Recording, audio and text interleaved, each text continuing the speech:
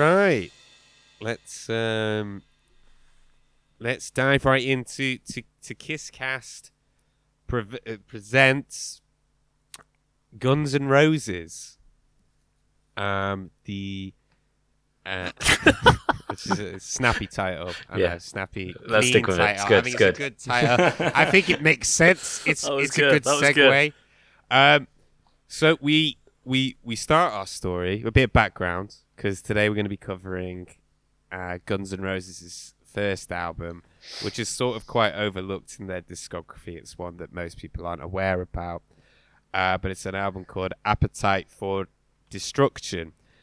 And a bit of background on Appetite for Destruction. We start our story in Los Angeles, California, on the Sunset Strip in 1985. Hair metal is a big thing, and in case you're not familiar with the genre of hair metal, we're talking bands like Warrant, Poison, Motley Crue. But in amongst this boom of not very good bands were 5 young men who had all yet to meet. They were in separate bands, 2 separate bands actually, I think, called LA Guns and Hollywood Rose. These men were Duff McKagan, who played bass, Izzy Stradlin, who played guitar, Steven Adler, a drummer, and Slash, a lead guitarist, and there was also a singer that they had.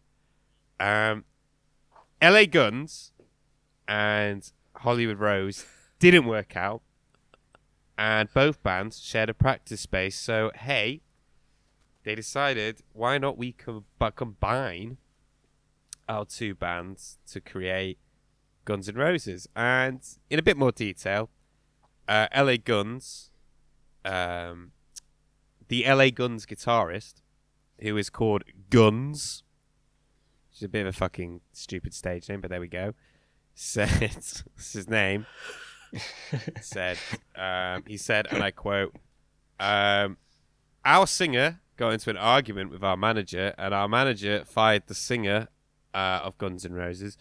But we all lived together, so it was really weird. So that night, the night that Guns N' Roses' singer got sacked from LA Guns, they decided to start Guns N' Roses. Guns, the guitarist, he called Izzy the next day and said, hey, we're going to start a new band called Guns N' Roses. Do you want in? It was as simple as that. No paint or cocaine involved. End quote. They said this to Izzy Stradlin, and Izzy Stradlin went, do I? And the rest is history. They all got together and Guns N' Roses was born. They didn't land on the name Guns N' Roses immediately, however.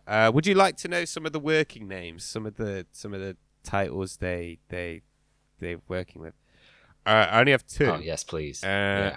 One of them was Heads of Amazon, which is stupid. I'm not really quite sure what it means.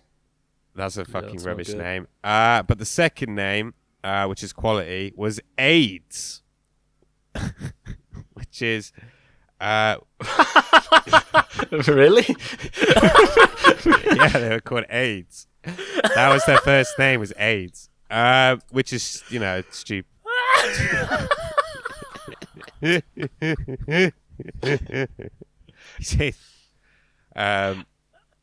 That's the funniest shit I've ever heard. Nearly called AIDS. That was their first name, is AIDS. But they didn't go with AIDS.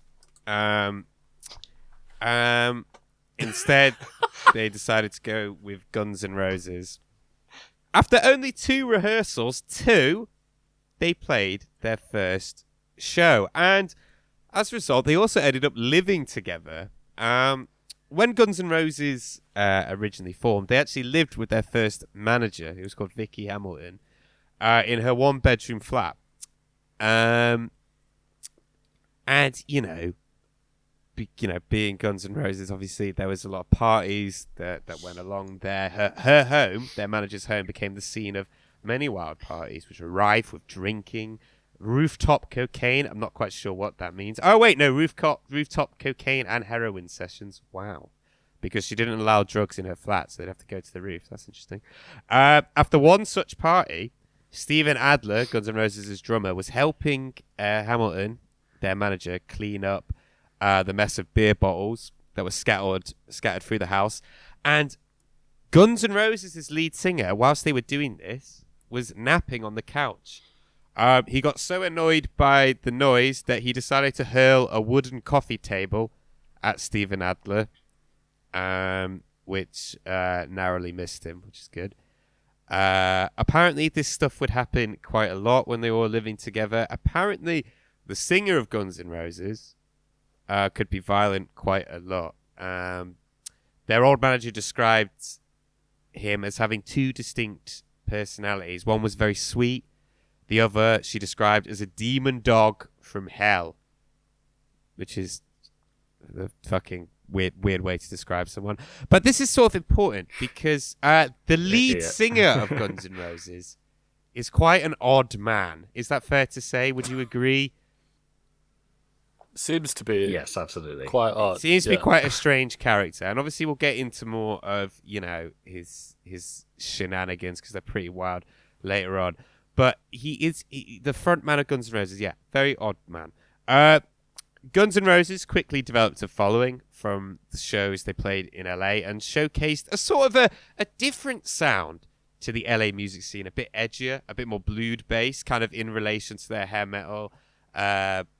So in relation to their hair metal counterparts, Slash once said, "We were not part of that scene. We were anti that scene." I mean, you were kind of that scene, though. You weren't like 100% removed from it. I mean, this is kind of an ongoing debate, whether, Guns N' Roses wear hair metal or not. I mean, yeah, definitely a bit more edgy, but it's not a fucking million miles away, is it? I mean, that's kind of ridiculous, right? Yeah. Yeah, they definitely... I could see that they have ideas and that they want to go bigger with some stuff, and from my very limited knowledge of like their history, they want to do more than what was just going on in the scene at that time. But no, come on, guys! Like, look at you! Like the way they dressed, the way that they sounded, what they sang about wasn't that. Yeah, I mean, I think it was a bit straight. It's more of an image thing for me, particularly the early videos, like the video for "Welcome to the Jungle." They're definitely a bit more, it's a bit more like leather trousers, a bit more like hairbands, hairspray, shit like that. If you notice, Axl sort of ditches that look. The singer accidentally ditches that look.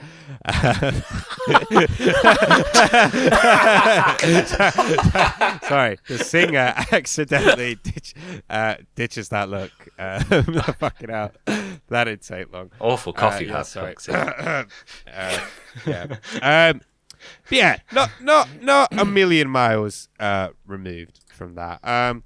Anyway, Guns N' Roses kept plugging away. They were getting bigger and bigger and bigger until they were opening up for bands like Motley Crue, Iron Maiden, and Aerosmith.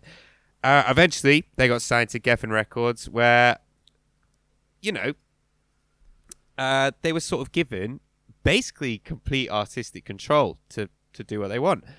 And they would then go on to record the album that we are going to talk about today. However, they needed a producer. A few names were considered. Mutt Lange, who produced Def Leppard, and AC/DC, amongst others. Ton Vermin, and you know what? I can't think of anyone else. I can't think of anyone else that was considered at any point to produce this album. Nah, I'm only joking. Of course, Paul Stanley. Bob Ezrin. Paul Stanley, of course, was tapped to produce this record, but still not against it. And it was apparently their main reason from the Guns N' Roses' camp as to why Paul Stanley didn't produce the album. Was because they only... Steven Adler was just a big fan, so they only invited him over so Steven Adler could meet him. And also Paul Stanley said... apparently Paul Stanley wanted to add more parts to Steven Adler's drum kit, which they weren't happy with. So they did not go out with Paul. Paul has nothing to say about this topic, by the way. He has no opinion either here nor there. He's never mentioned it. However, my friend Peter Chris, you should see how many times he has. Cowbell. They eventually went for Mike Klink, which is a stupid name, who considered who Mike Klink. I know, fucking dumb name. And Mike Klink, considering produced this album, which is a big fucking album. This is a big album. Doesn't have that many notable credits as a producer to his name, really, after producing this album. And I wonder if it's because, even for the time, I think this album sounds kind of fucking terrible. Like, as just a production job. I think it kind of sounds a bit like shit. What do you think? I don't think it sounds like shit. Just the production of this record that we're going to talk about. It sounds quite good. I think it sounds good. I think it sounds... Yeah, I think some tracks in particular sound awesome. Anyway... I think I've been on Kiss for too long, and this is... Look what Kiss were releasing at this it's time. better than that, but that's not hard. That's much worse production. That's not hard. No, actually, I disagree, because Crazy Nights came out in 87, I think. Did it? 87? I don't know. Anyway. Crazy Nights has fitting production, but I think the mix overall on Appetite is better. Okay. All right. Initially, okay. Talk about that later. They did try with another producer called Spencer Proffer, but they didn't like how it sounded. However, they did start recording the song Sweet Child of Mine with him, and he suggested a breakdown at the end. However, the frontman of Guns N' Roses, the singer of Guns N' Roses, didn't know what to sing. He hadn't got a clue what to sing. So he started singing the words, "Where do we go now?" to himself, and Spencer said, "That! Sing that!" And they did. And now that bit is kind of an iconic part. On the original sound for the album. And then 10 VH1 documentaries were made about that one moment. Actually, they weren't, because I tried looking up behind the musics for Guns N' Roses on this, and none of them were on fucking YouTube, and it was really fucking annoying because I couldn't find anything. No, it'd been gone. The Guns N' Roses one was really funny as well. It's a shame. So they sang that bit, and it became an iconic part. On the original song for the album, on the original sound for the album that they recorded with Spencer Proffer, but ultimately did not go with, the singer of Guns N' Roses said, "It sounded too fucking radio friendly," is what he said. He said it sounded too radio friendly, and he was not keen. Mike Klink was weird little screechy man. Whatever his name is. Michael Klink was trepidatious about recording Guns N' Roses because he was a bit wary of their reputation. He said it was a little bit disconcerting. He said the whole demeanor they had. They really were living that reckless life. But when I heard the songs, I was blown away. And the beauty in it was that no two songs sounded the same. A lot of the songs on this album do reflect, I guess, that sort of life that they said they were living, such as Welcome to the Jungle, Mr. Brownstone, etc. However, other songs would be a little bit more different. For example, the song Sweet Child of Mine, lead guitarist Slash was attempting to play Happy Birthday for drummer Steven Adler on the guitar. He played it wrong. However, the resulting melody arrested Steven Adler, who told him, "Play that again." He did, and the song evolved into the song "Sweet Child of Mine," which was about the lead singer's girlfriend, who he had a bit of a volatile relationship. They weren't making the best decisions around this time when they recorded this album. Slash spent most of his share of the record company advance on Smack. However, despite that, it's true. Despite that, they were pretty focused when they were recording. They rehearsed 2 times a day, every day. The producer, Michael Klinky, describes everything as being meticulously planned. The guitar parts, the drumming, Drummer Stephen Adler could not play to a click. He found it really difficult. So on this record, a process was done where he would be played the click before the take, but not during. Get it into his head and then play in time for the rest of it. I swear that wouldn't work. That just wouldn't. I don't know. Would you like to know what gear they used? No, of course not. Yes, Les Paul. No, of course not. That's fucking dumb. No one gives a flying fuck about that. I watched a video where a guy was going on. It was like, oh, use this fucking. No one cares about that. After the initial recording sessions, I want to know about the gear. Well, you know what? There wasn't a single Les Paul used on the entire recording. Bullshit. That would upset so many people. Now he played a Telecaster.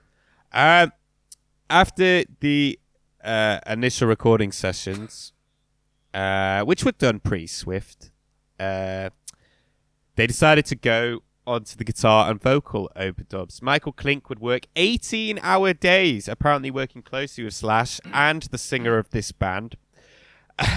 And they would work from 9 till 6 in the morning, just on vocals with the singer. Would you like to know what microphone they used? I do know. I've got it written here. No, U87. Of course not. No one Sennheiser. cares about gear. That's fucking dumb.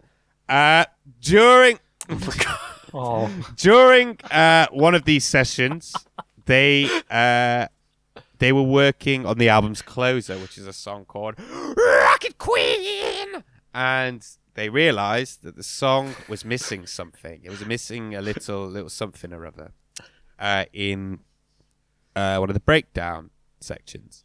So the frontman of this band, the singer of this band, asked rhythm guitarist Izzy Stradlin's girlfriend if she didn't mind being plowed by him whilst they recorded it and sticking it in the song. She accommodated, and that's why in the song Rocket Queen, you can hear a woman moaning in a sexual way in the middle of it. So that's good, isn't it? I thought that was Axel the whole time. Maybe it is the singer of the band. No, who's Axel? I don't know who that is. Who's Axel? He's very versatile. Oh, do you mean the singer? Oh, sorry, yeah, the singer of the band. Right, okay. The singer of this band. No, it was, well, maybe... I'm not doing Maybe it was him. I've already given up. I'm sure that was Axel. No, well, maybe it was. Maybe the moans that he makes. Maybe she was stone-faced throughout all of it, not making a fucking sound, and it was just him. Oh! Yeah. He was watching, going, huh? I think that was actually what happened. I think she didn't make a sound, and he made those noises. But Danny, those sounds are clearly a woman! Think about that. The singer's vocals in general took much longer to record, as he insisted on doing them one line at a time. Wow, one line at a time. And Rose's and the singer's perfectionism drove the rest of the band away as he worked. He was that hell-bent on getting the best performance possible, doing everything line by line, that the rest of the band eventually walked away, which would maybe foreshadow sort of things to come in the singer's career. So as you're sort of becoming aware of the singer, as we discussed, he is a bit of a strange character. He had a bit of a fucked up upbringing. He was beaten by his stepdad, who would argue with him constantly, and he would end up in him... and this would encourage him to kind of engage in a lot of petty theft when he was younger. He ran away from home. He would engage in a couple of bizarre behaviors later in life, such as when at an arena show, the owner, the promoter of this arena show, asked the singer of this band, asked the frontman of this band, why he was late to this gig, which he was late for, and it turned out that the singer had been watching the Teenage Mutant Ninja Turtles 2: Secret of the Ooze and that the singer's attention was 100% on the movie and could not be deterred and taken to the gig. So, not only that, but when they were scheduled to sign to Geffen Records, Guns N' Roses, the contract nearly didn't get signed thanks to the singer's eccentric behavior. During the morning of the meeting, the singer was unable to find his contact lenses and decided someone had stolen them. The singer refused to attend the meeting, threw a tantrum, and stormed off while the other members of the band frantically searched for the missing contact lenses. The members of Guns N' Roses like taking a sofa apart. I think I found them, Slash. No, Izzy, keep looking. That actually sounds like a plot of a sitcom. Manager Vicky Hamilton recalls what was going through the singer's head was, who took my contact lenses? So I can't read the contract. So he was upset he wouldn't be able to read the contract and sign it properly without his contact lenses. Luckily, the contact lenses were located. Do you want to know by what member? Do you have a guess which member found them?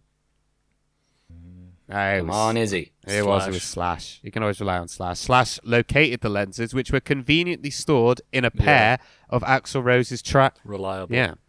The lenses were found. They were found in a pair of the lead singer's trousers. They then tracked the singer down, and it turns out he was hiding out on the roof of the Whiskey A Go-Go, which is a bar. The band was about 4 hours late to the meeting. But some of the record executives were still there waiting for them. So that's one of some very bizarre antics, which obviously he'll sort of get into later on. Appetite for Destruction gets released on July 21st, 1987, to surprisingly little fanfare at the time. It was not an overnight success. The way that maybe some people would perceive. The first single of the album, which was Welcome to the Jungle, didn't make a huge splash. It was only until they released Sweet Child of Mine that they started to, make some waves. Critical response was pretty mixed as well, quite negative actually. However, the album is now considered a classic and has gone on to be one of the biggest albums of the 80s and maybe of all time, probably one of the biggest albums of all time. It's considered by many as one of the greatest albums ever made. I say many, just a lot of magazines and shit. But it's fair to say that unlike albums we have reviewed in the past, like Destroyer and stuff like that, or Alive, which we would argue maybe aren't bona fide classics the way that people consider, I would say this is a classic, right? This is a classic record. Would you agree? Oh yeah, and it's pretty mad to think about this coming out and like people listening to it the first time, because I can't remember the first time I heard Guns N' Roses. It just seemed like something that was always around, sort of thing. And the idea that you would hear some of these songs and be like, kind of middling, or like you would have to like work up to it, seems a bit crazy. Like it just seems like it's always been about and it's always been loved. So it's interesting to hear that. And just on the power of this album, I guess, at least in the zeitgeist, is that Guns N' Roses have gone into the Rock and Roll Hall of Fame. They headlined Glastonbury like 2 or 3 years ago, something like that, and that's off the strength essentially of one record, just one album, because nothing else has really come. Yeah, one record. That's it. Like no one really, for a band that basically released just this one record that completely blew up. They translated into the mainstream unbelievably well, probably better than any other rock or metal band ever had. Probably more so than Metallica. And that's off one album, and they're considered these like legends, like this huge band, and it really is just this record. Danny, what do you think on this album's legacy? I agree with all of this. It's easily more iconic than any album we've covered so far. I don't think there's a discussion. I knew Kiss as an image before I knew any of their music. Well, Guns N' Roses, when I first started putting the name to the songs, there were already multiple songs that I'd heard. Yeah. Like Alex said, I don't remember where I first heard Paradise City or Welcome to the Jungle. They're just songs that you'd hear everywhere. It's around, isn't it? It's like Smoke on the Water, isn't it? So I think it's a very iconic album, yeah. Yeah. Yeah, one of those. Yeah, exactly. Yeah. It's a hard rock classic we're dealing with today, is, and boys. hits all over it. But oh yeah. As for my own history, and it'd be nice for you both to share if you have a history of this record, what it is. But from my own album, I really loved this record when I was younger. When I was younger, I fucking loved this record. Not as much as Crazy Nights by Kiss, but I did like it a lot, and I definitely think it influenced me. And I sort of let it go by the wayside a little bit. I didn't really, as you do as you get older, you sort of maybe resent the albums you were listening to when you were 13 or whatever and stuff like that. But then you sort of go back and revisit. So when I was about 18, I went back to it and I revisited it, and I really fucking loved it. I was like, this is a great fucking album. And then, dropped it again for a bit. And basically, from doing this with you guys, this is the first time I've really had a proper time to revisit it in a really long time. But I do remember, like, particularly being particularly sort of arrested by it and just loving, like, the image and the music and the cover. I mean, we'll get into the cover now. Actually, that's probably a good segue into it. But it was, not a huge album for me, but definitely one I really liked. Do you know what I mean? It wasn't like, something that was essential, but I do 100% think it obviously had some influence and was something that I really enjoyed. How about you guys? Totally, man. Like, very similar to you. There can be a problem sometimes where Alex, you go.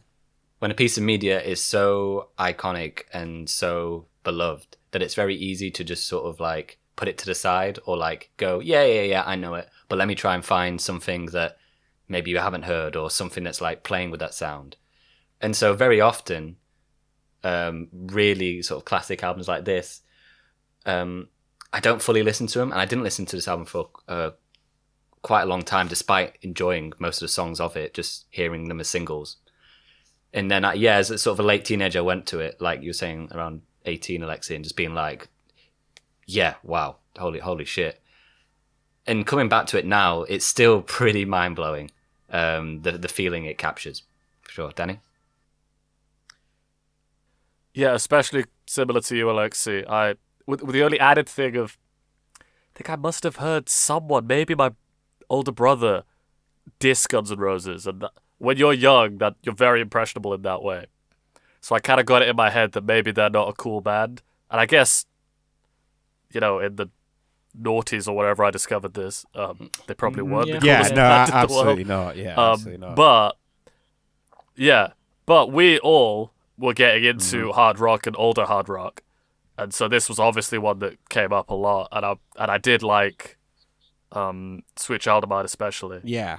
So I got this album, and for a short window, this was one of my favorite albums. It's a very short period of time, but I played it to death. So I have to, again, similar to you, Alexei, I sort of grew to resent it probably a bit. More than I tend to, actually. This one I really did go off for a while, but there was a short period where I just adored this album, and I played it a lot. Yeah. So probably more formative than I realized. Yeah. I think really. I think that not to be too much, but I think that we kind of, it's not just us three though. I think it's very much a very universal thing with this record. I think probably more than any other album we've ever covered. If there's an album that's geared towards 14-year-old boys, 13-year-old boys, this is fucking it. And there is something about when you were saying about how in the 2000s when we started getting into this, it's amazing the staying power of the songs on this record, because if you were reading Kerrang or classic rock or whatever around the time when we were sort of getting into this album, Guns N' Roses were a fucking joke. Like an absolute fucking joke. They're on like the a billion fucking iteration. It's just the singer who looks fucking nuts. You know what I mean? He looks fucking dreadful with his ginger fucking dreadlocks. And you know, and it's plastic surgery. You know, getting bottled at Leeds or getting bottled at fucking Download or whatever, turning up 4 hours late. So they were not a fucking cool band. So it's amazing that at that time that these songs would have the staying power that that they've had, even for kids of that age. I actually do remember the first time I heard this record or songs off it. Are you curious to know where it was? Probably won't make the cut, this, but I thought you might be curious. Trying to think. Drama. At your dad's. No, it was at Jack Davies' house. We were watching MTV. No and way. Doing a Guns N' Roses like marathon. Yeah. And they played Paradise City, Jungle, and it would have been Sweet Child of Mine, probably. The other thing that really turned me off Guns N' Roses, I was always told they were fucking racist. Like one of the first things I remember hearing about them is like, oh, they're like a super racist band, which we'll get into later on when we review a different record. What? Of theirs. Yeah. Is that true? Yeah. We can get. Wait till we get to the next record. Are you not confusing them with Leonard Skinner? Yeah, that was a friend of mine called Joe Thorpe. Third mention now on the podcast. He told me that. Third. What? No, I'm not fucking confusing them with Leonard Skinner. What the fuck are you talking about? No, it's because they have a song called One in a Million. You look up the lyrics. Okay. They have a song called One in a Million. Look at the lyrics. But we're gonna recover that. Anyway, big album for us. Let's talk about the front cover to this record. Now, before we get into the actual cover, have you guys seen the original cover for this album? What was originally intended? Yes, I didn't know about it until researching this. Okay. Yeah. Okay. Now, fucking hell. I mean, it's quite Robert Crummy. So I don't mind that so much, but fuck me. If that had been if they had gone with that, we would not be talking about this album. I mean, the songs are good, but the idea that this would become like, this is like metal's version of Thriller, right? The idea that this album could have become that big with that front cover is fucking mind-bending. What do you think? I don't think it would have worked. It's pretty badass, though. I'm not gonna lie. It's pretty sick. I have no idea what's going on. No matter how long I stare at it, I'm like, it's pretty cool. Yeah, maybe they definitely shouldn't go with it. No, you could get it on the back. If you had it on CD, they had it on the back instead, or like in the gatefold. What is like the monster thing? Yeah, it's like this robot. Well, it's this robot that's obviously just raped this woman, and then there's this big fucking monster thing that's about to eat it. I don't think that would have made it the classic that it is today. But let's talk about the cover that we ended up getting. I think it's hard to talk about this cover because it's so iconic. It's really difficult. It's like looking at it's like reviewing the sky or something. Do you know what I mean? It's like it's so common, and I've seen it so many times, and it's that iconic that I can't really distinguish between, well, is it good or is it just something I've seen all the time? Because my instinct is like, well, then what's it good at? Okay, it's really good at individualizing each member. Does that very, very well. Like, you know instantly which member's which. Like, you know, obviously, like, the singer's the ginger one, Slash has the top hat. Is he the little Trilby thing? The thing that I will say it has got going for it incredibly well, probably better than any other record we've ever covered, is it fits the music to a fucking T. Like, it's sleazy, and that's exactly what this record needs. And one of the things we used to talk about with Kiss a lot is like how we would feel picking up a record from a record bin and the effect it would have on us. This had a huge effect on me when I was 13, like this cover, and I was the target demographic. In terms of what it's trying to do and the artist it is representing, it does a fucking great job. However, this cover is so iconic and so synonymous with the band and the music that it's hard to see it any other way. Also, it makes me nostalgic. Like, I used to have a fucking poster of this. I used to have a t-shirt with this record on. It is a pretty fucking... I remember. It's a pretty fucking classic image, whichever way, whichever way you want to look at it. And I do think it fits that sleazy, sort of slinky chaotic sound that they're going for like really, really well. But it is a tricky one. It's a hard one to talk about. Danny, what do you think? Yeah, I suppose I like it. I like skulls, so it gets a lot of skull points. There's 5 of them. I guess I mean I don't like this sort of thing much anymore. No, but I don't. Like we said before, when you're 14, I liked it again. It's very just in line with the sort of media I was seeking out when I was that age. Cool hard rock stuff. But now looking at it, I guess it is only nostalgia and skulls that it has going for it. I don't really care about anything else about it. Alex, what do you think? I would say, I mean, I don't know 80s metal albums that well, but it strikes me as like oddly tasteful for its time. Like just having the attention just only on the skulls and the band members, and then everything around it is very simple, very easy to read. I think it looks super cool and has aged super well, really. And it's amazing that comparing it to the original one, which was super dated, super all over the place and messy and difficult to, there was no focus to it, to then go from that to this one, which is just very clear, very easy to read. Yeah. Very simple and, like I say, fits the music, but in a very nice, subtle way. It's not like in your face in that like, are you ready to rock sort of thing. It's just very, classy, I think. As much as a metal album from the 80s can be. Yeah. No, it's a fucking classic. It's a fucking classic image. And look, there are people that still like. I work at a school, and there's kids that still wear a T-shirt with that fucking image on today. Like it's really stood the test of time, and there's obviously something about it. I mean, Alex, you made a good point where it's got a sort of timeless quality to it, just because it has become that much part of the zeitgeist. Track 1 of this album, "Welcome to the Jungle." I mean, this is pretty much like the perfect opening for this record, isn't it? I mean, again, this is really hard to talk about because it's such an iconic song, but you could not open a record like this with this cover better than this song. Totally, man. Alex, just an amazing intro, and I'll get into it. Alexei, you were saying earlier about like how you don't think the mixing is great throughout. But one thing... No, actually, the mix is all right. For me, it's the timbre I really hate, particularly the drums. I think the snare sound sounds fucking terrible. Okay. I think it sounds really, really, really bad. I think mix-wise, though, everything's balanced really nicely. Yeah, what I want to say about the mixing... Really, in fact, one of the...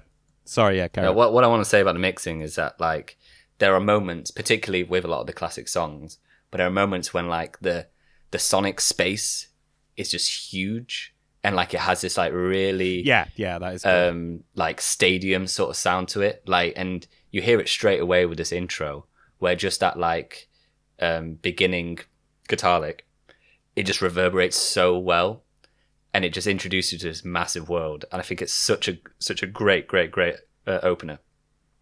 And yeah, like what the hell are we going to say about this? It is quite a headphonesy album. It is quite a headphonesy album, particularly because there's lots of like. There's lots of moving parts in the sense that there's quite a lot of like busy sections, but they all fit together so like well, and there's a great everyone gives each other like just enough space. Do you know what I mean? Like particularly the guitar interplay. The guitar interplay is fucking brilliant. Absolutely. Sorry, carry on. You kind of hinted at one of the other things that amazed me about re-listening to this, because I was listening to it in headphones, which. I definitely have better quality headphones than I did when I was younger, so I'm definitely hearing more. And I'm amazed that this song is only 4.5 minutes, because they pack so much into it. There's so many little parts. Yeah, just so many little bits and iconic moments that happen. And so in my head, I thought it was like a 6-minute song, kind of like Paradise City, but it really isn't. And they don't waste any moment in the song. And it's so I didn't know that about their recording process, Alexei, about like how meticulous they were. but it completely shows here. I yeah, think. you can hear it. Yeah, you can hear it, but it's very meticulous, but it's not like clinical sounding. There's still like a rawness and a looseness to it, which is really good. But there's so many like flourishes and transitions and iconic moments, and everyone gets to shine on it. Like Slash fucking like rips on the guitar. The singer does loads and loads of like screeching and wailing and stuff like that. There's a great groove to it. There's failing every single.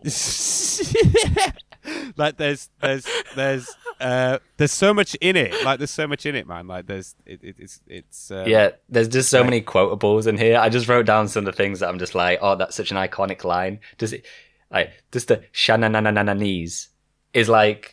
It's so silly, but it is absolutely like an iconic quotable line you can just say to so many people and they'll know exactly what they mean. Axel's just so expressive with his weird little voice, and he's fully into it. He's so into it, man. It's such a weird song in many ways, but it doesn't stop rocking. I think it's awesome. Danny? Yeah, that's something that I'm gonna highlight a bit later when you say kind of like it's a weird song, in the sense that a lot of these songs, the song structures on this album, they're not like traditional song structures. A lot of the time, it's not just kind of verse, bridge, chorus, and stuff like that. Sometimes they're in they're in two halves, of really jammy bits at the back. Sometimes they'll kind of have this weird like middle eight section that comes in. Like this song's got like two breakdowns in it. It's got like the bring ding ding when you're high you never. They got that bit, but then they've got like the percussive like the jungly bit. You know, it's like, you know where you are, but like it, and they don't all follow like a standard format, and I think that's something that's quite overlooked with them. Sorry, Danny, what are you gonna say? Well, echoing a lot of what you guys have said, I think it's a great intro. It starts fantastically, and it's got this big build up to when it comes in, but it doesn't linger for too long. It doesn't sort of overhype itself. I love the little squeaky lick just before the verse. It does I really like that. So I'm already in a good mood once it started. And there's a lot of energy all the way through the song. That's maybe the best thing about this song is just the energy from start to finish. It's the best thing about the band, I think, really, for the most part. I put chorus is... Yeah. I put the chorus is better than I remember, but chorus is in inverted commas. I mean the... in the jungle, welcome to the jungle, won't you... That bit. I hear that as the chorus. Who's doing the harmonies, by the way? Is it just Axel layering himself? His voice is... Duff McKagan. Is it all Duff McKagan did a lot of the harmonies, so he's the bass player. He did a lot of the singing, a lot of backing singing. It's really good. It's very good. Axel's voice is already a bit of a double-edged sword, I will say. I don't know if you guys agree. It is already a little annoying, but it's more like the squeakiness of his voice just sometimes isn't it for me, but it should be more annoying considering that. So I hope that doesn't come across as a complete criticism. Like, I don't know about things like the I want to hear you and stuff like that. I don't know exactly where I stand. Yeah. And throughout the album, that moves up and down how I feel about that. It's weirdly not the best guitar solo, especially for this album. No, it's not, yeah. I just feel like this isn't his biggest moment. But I think that's probably to do with what you guys have been saying, like the amount of parts of this song. It goes all over the place. We get like the weird bird noises bit. Oh, that's what you were saying, the jungle bit. Where they're doing the weird high notes on the guitar, and there's just riffs everywhere. There's the major key shift, which sounded a bit funny, but we get a good high note afterwards. It is all over the place. It's not perfect, but it is overall more energy and way more iconic than any Kiss track we ever spoke about. Yeah. I agree about headphones. It sounds better in headphones. The drums are really good in that they are punchy, but it's still a big wet sound, right? The problem with making something very wet and reverberant is that it can just wash everything out and you don't hear any clarity. But this has both, which is what you want. You want a big, hall-like sound or a stadium-like sound, but still punching you in the face. Maybe that's a remaster or something that I've been listening to. I don't know. It's not a huge criticism. It doesn't ruin the song, but I was thinking there's a bit of a vibe confusion. Like, is it happy, sexy? Is it a warning? Sounds like a warning. This song, he's warning you about I don't know. the jungle. Yeah, it's true. It's a good point. Yeah. Yeah. I don't know, but it's a thumbs up. I like this song. Yeah, it's so great. We can move on. Yeah, I mean, I think that I think one of the other things that this song really, really gets to showcase with them as well is that they have got really good chemistry as a band, and it's sort of the opposite of Kiss in a way, where Kiss was really let down by less talented members. I feel with Guns, they're all matched really, really, really, really well. Does that make sense? They all sort of slot in with each other. If perfectly. Paul lost an eye contact, would the Kiss members go searching for it? Do you reckon? Are they that bonded? No, probably way. not. No, they didn't even visit him in the hospital when he broke his neck. Does he whine? He whines to him, I can't find my lens. But shut up, Paul. The next track is called "It's So Easy." It's so easy. This is the first time we get to hear the frontman of Guns N' Roses' croon. His different voice, his crooner voice. Danny, what do you make of "It's So Easy"? At first I was thinking I haven't heard this in years, and it was taking me way back. Yeah. I was getting really nostalgic feelings about this. It was reminding me of my room at my parents' house. I thought it was a different singer back then. I did not realize it was the same guy. It's a versatile. So really good range. He's got a great range, yeah. Yeah. Very, very big range. I actually like the arpeggio-y, cleany section of this one. A lot of their songs have that. Especially the high harmony. There's a bit where he goes, I'm talking about the "It's so easy, but nothing seems to please me," and then he like overdubs himself going, "It all feeds to," and it sounds it's funny, but I like it. Yeah. And the way the drums, what do? They like leave halftime and go back into double. Is that it? Right? It's like all it's like that. I really like that whole section. And it's the sort of section I tend not to like, but it's really good. I did just write down, "Why don't you just fuck off?" Yeah, I put that down. He goes, I see you standing there. I don't know about that bit. You think you're so cool. Why don't you just fuck off? Yeah, that bit's funny. I think that's more funny. That's not I think that's well. more funny than it is like bad, if that makes sense. Like Okay, it made me laugh. It made me laugh more than it made me like made me like cringe. But yeah, you're right. Yeah, I guess it did. But it's from 1987. I mean, you're not going to find many records from 1987 that are going to have some cringy moments on it. I suppose. I thought it was another weirdly uninspired solo. I was come on, Slash. 2 tracks in, I know I like him as a guitarist. I guess it's not, maybe this is part of their sort of we're not part of the hair metal scene. That they're not just giving him loads of shreddy solos. But I do like this song. I really don't know about the big highs at the end. He goes really high. And again, it's this, I'm not sure about him as a singer. And the lyrics sort of go from meaningless to greasy and sleazy and not nice. So I suppose I try to sort of interpret them as more meaningless. I prefer that. I don't know if that's right. I don't know if I would like this song if this was the first time I heard it, but it's got a lot of nostalgia for me, and as I've pointed out, there's lots of good parts, a lot of good bits. So, Alex, what do you think about "It's So Easy"? It's interesting when you know that it is Axl singing again, and which I didn't for a long time. It does come across as a bit more cartoonish. And I think that kind of leads into what you're saying, Danny, about him going high at the end. It's sort of like the idea of like putting on a voice, which singers obviously do, but sometimes you kind of want to mask that a little bit to make it seem as though that you're putting out your sort of authentic self. And I get a little bit of like, oh, he's putting on a character for this, which I don't particularly love, but it's not as bad as like some of like the Gene songs that we covered, where it was just such a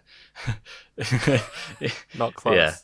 Yeah, such a wannabe sort of style. This song is pretty great, but it does seem like this album there were like kind of like two groups of songs.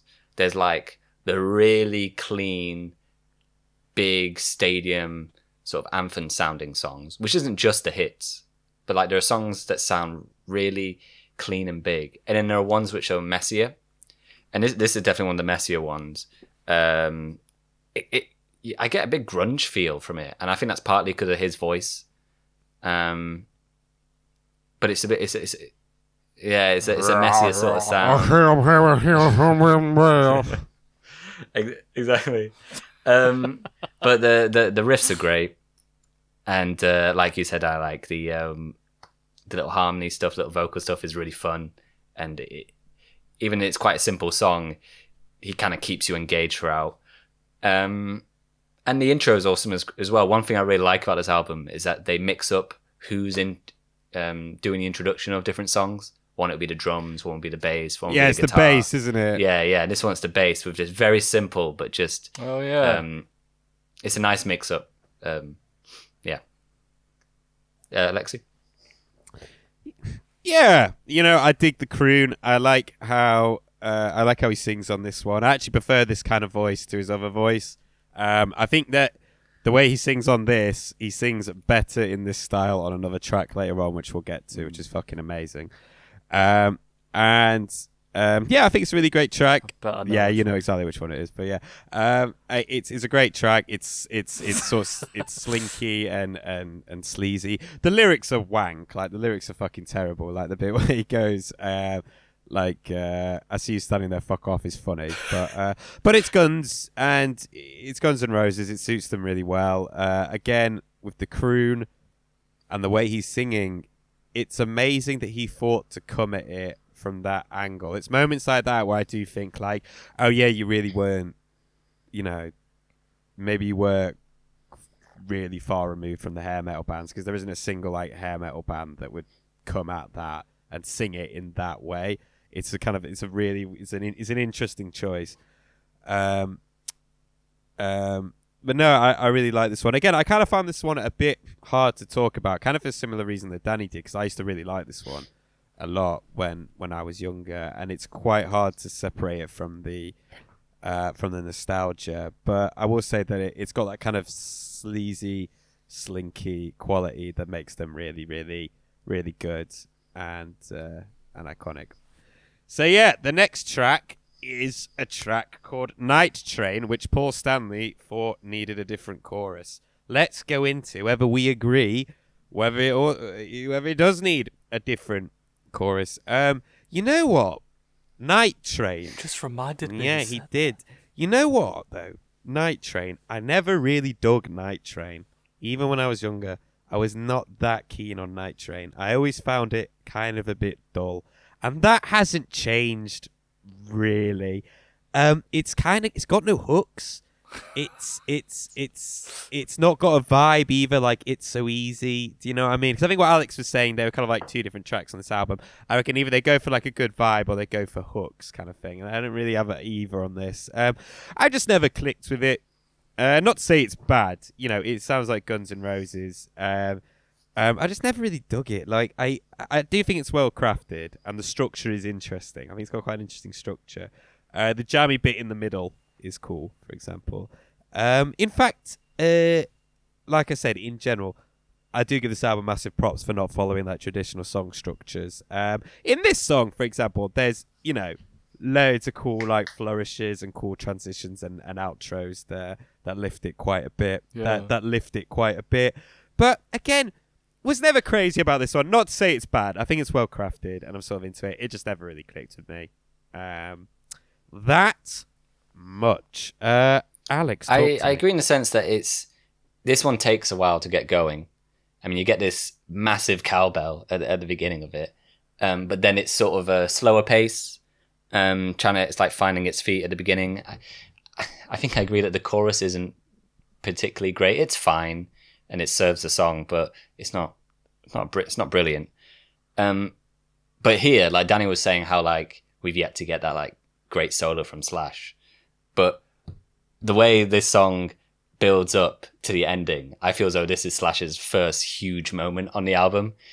It's every time I hear it, really good. Like really at the beginning, nice. I'm like, oh, this is okay, and then by the end, I'm like, holy shit! Like, what an incredible solo, and it just keeps on going. And it does the fade out, which, like, so I have a love and hate thing with like the fade out thing, but here it's used so well because you're just begging for more. Yeah, I tell you what, they're really good. They're really good at pacing. They pace very, very, very well. Like a lot of their songs tend to get better as they go on, like towards the end and stuff like that. They tend to get better and better and better, which is a good move. You know what I mean? It's a wise move. Not that they start badly, but they usually tend to go on an upward trajectory for me. Totally. Sorry, yeah, totally.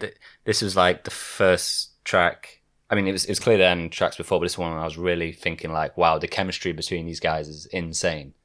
Just like the very small little details where they give each other space and they kind of elevate each other. It's awesome. I don't have much more to say about it. It's a bit, as a song, I don't think it's as good as ones we've had so far.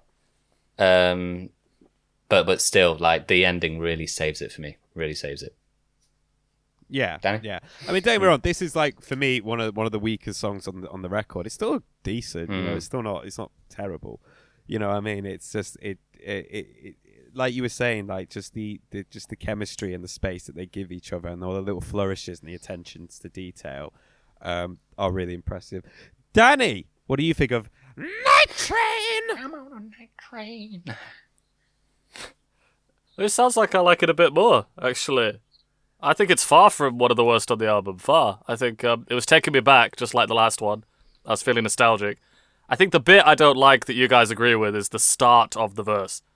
The like a freight train.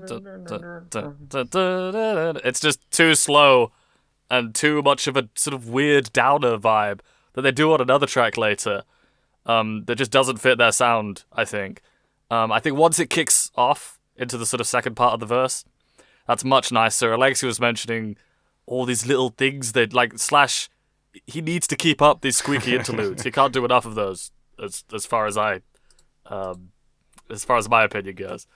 All of these songs have way more sections than I remember. It's mad, isn't it? They're all over the place, and in often a good way. Yeah. I've always liked the chorus, so fuck off, Paul. He's so wrong. I really like the middle. It does like that turnaround. The ready to crash and burn. It goes like more sort of Maiden-esque in the lead guitar in the chorus there. So I really like the chorus. I think the chorus has a lot of energy, and I like that his vocals sort of move up the register as well. Until the ending, I was thinking, man, Slash is just not wowing me on this album so far. But when it, like Alex said, in the last chorus, that's my favorite part of the album so far, re-listening to it. I think the lead guitar is getting me so well, and I'm just thinking this now, looking through my notes. I might be developing a theory that what Axl needs is Slash shredding behind him for me to really like him. Because I like the vocals at the end here going crazy at the same time as the guitar. Yeah, man, there's loads of moments like that. That works for me. And actually, credit where it's due. Yeah, and credit where it's due, solid rhythm section. All the others are really backing them well to let the other two just sort of go crazy on top of it all. I think the rhythm section's criminally underrated. I was wondering. Yeah, they're very good. I suppose there's probably something to be said, and I haven't written much about it, and that's unfair. There's probably a lot to be said about them being sort of the core of the band's success, is, you know, just a really tight, solid rhythm section. And 3 members. The majority of the band is the rhythm section. Yeah. If you count the what's the name of the rhythm guitarist? I don't know this band like I know Izzy Kiss Stradlin. in terms of names. Izzy Stradlin. Izzy Stradlin. Sorry, Izzy. You're killing it. I also like the second verse. And it's a bit over the top, but I do like the loaded like a freight train. And it's so high, and they're doing the rhythm stabs. They've got this sort of weird retro modern for the time thing going on in their sound that works for me. And the last thing I wrote is, what's this one about? Just riding a train? No, I believe. I have no fucking clue what this song's about. I don't know. I believe Night Train the more is the name of a drink. Ignore the lyrics, the better. I think it's Yeah. a type of alcohol. Susan. Ah. Well, you would know, Alex. Knowing you and your habits. Mum. Next. We've got out to get me. You know, for the longest time, I thought he was saying, "They're gonna rape me," and I remembered thinking when I re-listened to it, I was like, "Isn't it amazing that an album that's considered one of the best of all time has a fucking guy on it squealing, 'They're gonna rape me!'" Like, I was like, "That's amazing." But that's not what he said. By the band AIDS. This is they're gonna rape me by the band AIDS. This is okay. let's be honest. I mean, this is the worst song on the album, or at least the second one of two songs that I would say is the worst on the album. I mean, I used even when I was young, even when I was younger, I used to skip this one all the time. Like, this could quite easily to me be like a Motley Crue song or just kind of a stock hair metal song. It doesn't really feel like them. Danny, what do you think of "They're Out to Get Me"? Well, I was all ready to kind of be the one of us who likes this the least, but I don't know if it's the worst on the album. I need to have a look at that. It's the first one that I don't remember from the title, or I didn't until I heard it again. I'd forgotten this one, but it did come back to me pretty quickly, like after the opening riff. Nice sort of sloppy double stops, wet lead. I like the intro. I like the bridge, but I did write the hook's not there, and I can see why it's track 4. Yeah. But having said that, I almost mean that as a compliment, because the band that we were doing before Guns N' Roses, it was such a problem. Oh, yeah. Like the track listing. Yeah, no, they're not even... And this album was already doing it so much better. Not even close. Yeah, such a breath of fresh air being able to sequence tracks properly. Yeah. And look.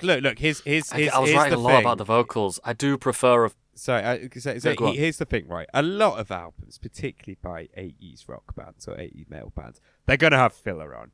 There's just no two ways about it. They will always have filler on it and stuff like that. So in ways, tracks like this are necessary, or sort of a necessary evil. I suppose that's probably true. I think you are going to get that on just about any album. Again, on his voice, I prefer a fuller voice in general. And it's very impressive what he's doing, but there's something about the accent in combination with the register. It just feels like he's hovering above the track instead of getting in there and belting as a part of the track. So I think his control is great. But it's not blending well, always, his vocals.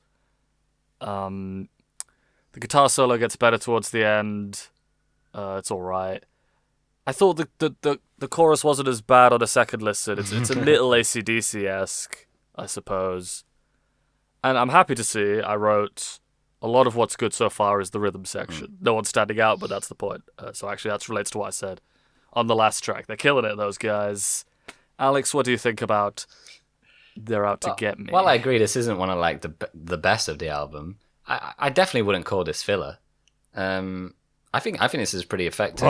But I think it's starting to become clear that like I enjoy Axel's high voice more than you two guys, because for me his. I know, I like it. Yeah, I like it. His screechy singing on this track is what makes it, because of what it's about and how he's singing it. Like he's absolutely selling the sort of frantic nature of the cops or whoever it is who are chasing him, sort of thing. Like for me, it captured that. It works. It's not as sort of as it doesn't showcase the other members as much, but like it still rocks hard, and it's sort of like good, like I don't know, like sort of just fast tempo. I can imagine like driving in the car, like listening to this, sort of getting into it. Awesome drumming. We haven't sort of picked out the drumming yet, but this is, I think, like Danny said with the rhythm section, they're doing super well so far. But I think Axel here, he's absolutely sells this one. And one thing in listening to this album, I love singers who can absolutely milk like one word. Like, you know how he says here no like so many times, but like he'll be like no, like he'll just say the one word, but like just do it in so many different ways. It's so stupid. But it's just him showing off what he can do. I think this track is better than what you guys are saying. Okay, that's interesting. The next track is Mr. Brownstone. I think this might be my second favorite. This might be my second favorite song on the album, or it's up there. Definitely. Really? Same. I fucking love this song. The main riff is. I think so our number good. one's different though. Our number one will be different. Yeah, our number one will be different. Yeah. The main riff is so good. It's got great groove to it. There's so much great groove on this album. You know, the little hi-hat stops and stuff like that. It's that's such why a you guys slamming like groove it. To it. And the lyrics are like, the lyrics are kind of all right actually for a band like this. I think that he's playing a character, and that's cool. And that's kind of not necessarily what the bands around this time were sort of writing about. The bridge is awesome. I used to do a little, but the little want to do it. And again into the chorus, which is ascending, is great. The guitar solo is fucking so good. It just sounds really crisp, and clean, and it cuts through really well. It's the first time on the album I think he uses a wah pedal, and he really suits a wah. I think his best solos is when he's using a wah pedal. Again, they tend to have loads of busy. They tend to have loads of busy riffs, but the interplay between them all gives each other just enough room to make the whole thing groove really well. Again, I love the vocals again, and you know, it's not necessarily what people in '87, the kind of style of singing that people in '87 were doing, particularly in a band like this. And also, you still get some of his wailing at the end, so you're not going without. It's just kind of a cool song. It's got a great groove to it. It's got great riffs in it. It's got a fucking sick solo in it. I think it's great. Alex, what do you think of Mr. Brownstone? I wrote in listening to it, it's like, oh, it's kind of funk elements in here, and then I didn't make the connection of like, yeah, of course, like this would be one of Danny and Lexi's favorites. Just the sort of the wah, the groove. Yeah, of course. It makes sense now. This one's so super fun. I wouldn't put it near the top of the album though. Like it's sort of a fun interlude, this one for me. And sort of like we have like the really frantic bigger songs, and then this one is just much more like obviously there's a lot going on, but it's just sort of a bit more low key, just like fitting a vibe sort of thing. And here Axel's singing is completely ridiculous in a very different way from the last track. Very different, but in a good way. Yeah, in a good way. How do you know what I mean? Because he's kind of playing this slubby sort of guy, though. Do you know what I mean? Like, it's so not what, you know, bands like that I guess was sort of doing, but he's sort of playing this kind of schlubby sort of like bum, isn't he? This sort of like street, and he sells it really, really, really well. I'd be really interested to see like, or hear about how he wrote these songs, because just like the like, it must be so hard to write. Like, and to perform. Super cool though, and Slash sounds great. It's a great jam, but I just wrote it's not my favorite. Yeah, this was the one that I was sort of most happy to go back to out of them all. There's a couple of others I was pretty confident I was gonna love, like I used to, but this one, probably the best riff yet, and maybe my favorite riff on the album. The way it goes up and down is so satisfying. It's so circular. The build to the chorus is so good. In fact, the way all these different parts come together, these different sections. Kiss songs, we were always so critical of that because they would never connect. Yeah, always stepping all over each other. It's all these different parts that are very well connected. Yeah, the post-chorus, like you said, you called it a bridge. I mean, I have to do a little, but the little one, it slaps so hard. It's just a bit weirder overall than their other stuff with the note choices and the rhythms. It's not, super experimental, but there's just more for me to hold on to, I feel, on this track than just about anything on the album. It's pushing my favorite track. The other one wins on nostalgia. I think the way he paces his vocals and brings out the highs more towards the end of the song is just fantastic. In fact, you mentioned pacing, Alexei. This is where I hear it on this track. It builds and builds and builds. Like his register's so low at the beginning, and he's giving you little bits more, but till by the end it's getting so high. I have to say I like this a lot more than I remember. And even the lyrics, well, maybe I won't say they're as good as you're saying, Alexei, better than the sort of leering stuff we're getting, more than I'd want on the album. I prefer this over the sleazy stuff. So I think great track. Really good, this one. It's sleazy, but in a very different... And it's sleazy, but in like a different perspective. It's sleazy in a different way. Yeah. Next is Paradise City. Again, I feel this one's quite hard to talk about just because it's so fucking massive. It's so huge. Danny, what do you think? Okay, so in my head, coming into this, before I heard it again, I was like, I think this song's pretty cringe. But open mind and all. And I think I remember appreciating the anthemness when I was young. And so straight away I was like, damn, there's a synth in this song. Yeah, there is, yeah. I completely forgot about that as well. I put, it's all right. It's just kind of lame. I do think this is a lame song. I think it's not. It's an aging well thing. I think it's not aged well. I really have mixed feelings about the sort of the minor verse, major chorus thing. They sort of make that work at the end a bit more as it builds up. Because going into the chorus, it really brightens up, but then we always have to shift back. Not Kiss level stuff, but still not as smooth as like the last track, for example, I'd argue. I do like that he's giving more grit in his vocals, especially how high up he's going in the register. I don't like the bluesy lick plus the so far away. I really don't like that section. Rhythm section's good, like before. I almost want the song to be linear instead of jumping back and forth between the and the chorus. Now they sort of bring that together at the end because they sort of put them together and that works. But I'd sort of rather it would all just build up to that end instead of just keep jumping back and forth. I think, the arrangement's just not working because it's almost like it's lost its impact at the end for me. The chorus, I honestly don't think is strong enough to carry the song. I guess some people would really disagree with that. But right at the end, when we get some nice shred, it's better than I remember. And it's cleaner playing than I expect from Slash. And it just kept going and going and going, that solo, way longer than I remember. And that lifted the song. Finally, that lifted the song up for me because all that stuff I've said about the arrangement comes together with Slash's guitar playing, really.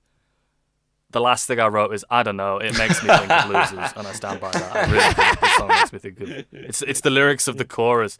You know what I mean? Just kind of, man... You know what I want in life? Just take me down to the Paradise City. You know what I'm saying? Where the grass is green and the girls are pretty.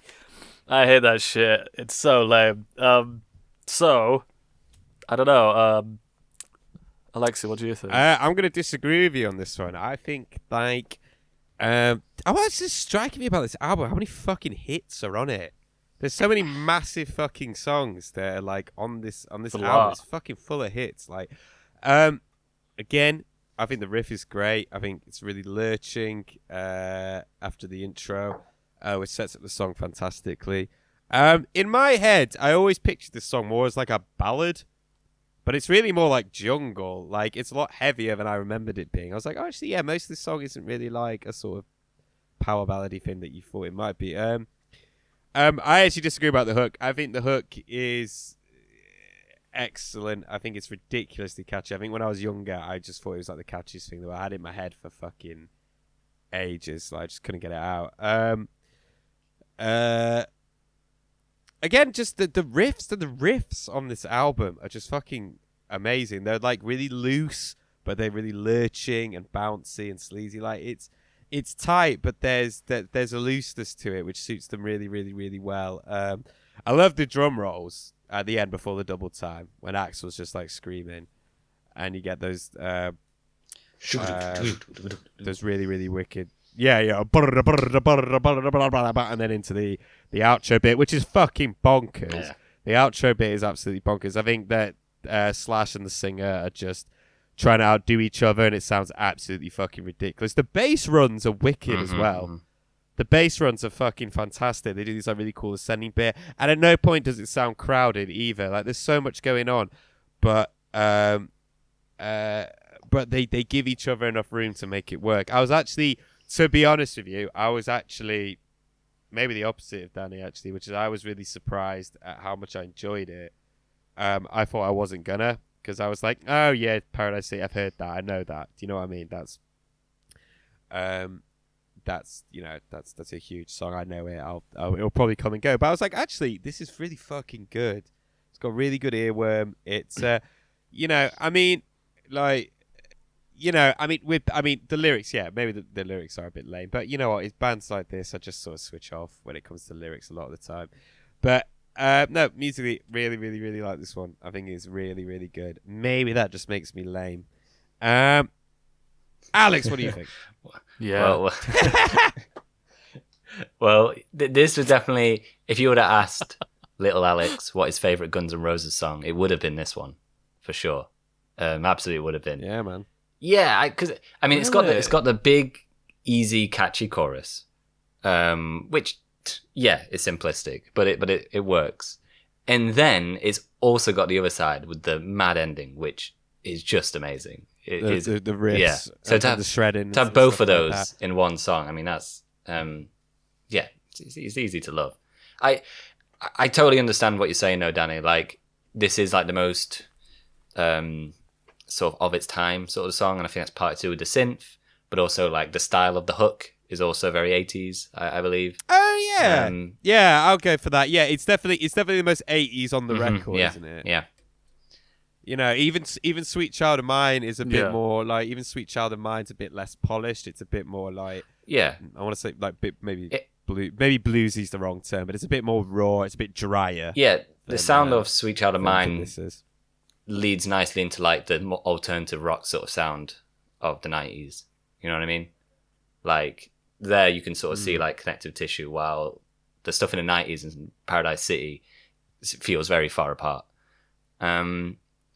But and I totally, like, it is compared to, say, Welcome to the Jungle, which there's all these parts going on and they fit together so nicely.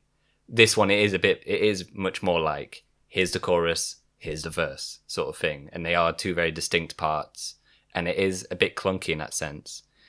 But it's pretty. It might just be nostalgia, but it's just sort of undeniable. Yes. And it works. Like, in terms of anthems go, it's pretty awesome, and they play it so so sweetly.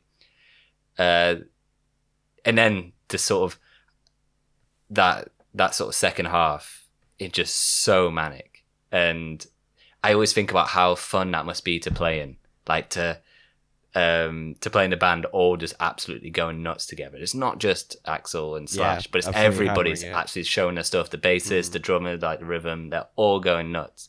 And like you said, Alexei, it doesn't clash. It's not like a headache to listen to. It's just really exciting. It's really thrilling. I don't think this is my favorite song by them anymore. But I still think it's a great, great song. Yeah. It's amazing as well that this is like one of the biggest singles off the album, but it's got this like really fucking insane jammy bit at the end. You know what I mean? That never got like radio edited either. They really? There wasn't. They probably could have. Do you know what I mean? That surprised me. No, wow. That's just it. Like if you listen to it, that's it. Yeah, it's absolutely fucking mental. Next is My Michelle. I fucking love this one. I fucking love this song. I think it's their heaviest song. Alex, we'll start with you. What do you think? Yeah, I don't have that much to say about it, but I agree with you, Alexei. Like, it's all about that riff. It's all about that freaking heavy ass riff, and it works so well. Yeah, and the intro because even the go on. No, I was gonna say even the double time bit, you know, that goes into the chorus when it becomes the chorus, right? It's like it's good, and it sounds really menacing and manic and sort of on its way. But it only, I think, its main reason to exist is for it to stop and Axel go, look out, and then back. Yeah, and straight back into like that riff is just fucking absolutely, man. For me, the whole album, the whole song is just for that beginning bit where you get that riff and then Axel goes, "Your daddy works in porno." Like that first bit is so good. He's so good. He sounds fucking amazing as well. Like I think this is him at his most like menacing. Do you know what I mean? That version of him where he's just fucking... Yeah. He's going to fucking fuck you up.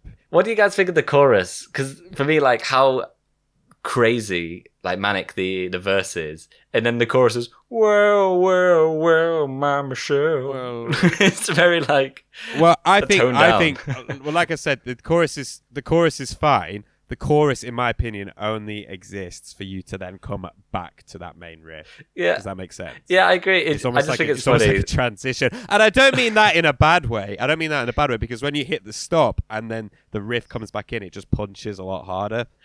Do you know what I mean? And I think it's because I know you mean it's kind of like that, you know, it's like, well, you know, it's almost like... It's just something that, I don't know, like, I can't imagine these young... rockers to be saying. It seems something like their dad would be saying, like, well, my Michelle. Well, it's like, it's kind of like it's almost like a '60s pop song, you know, maybe like a British Invasion sort of. I mean, bit, you know, that bit is, but it's done that sort of manically and that sort of intensely that it comes across as a bit more unhinged than it does melodic, almost like sarcastic in a way.